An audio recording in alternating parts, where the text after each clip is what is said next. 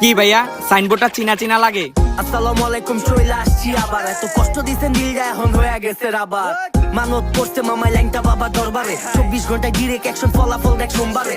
যা লেগা করলি একবার মনে তুইটা গেলে ফিরে আসার কোনো টাইম নাই। এটা মন মোবাইল না, রিস্টার্টের কোনো সিস্টেম নাই।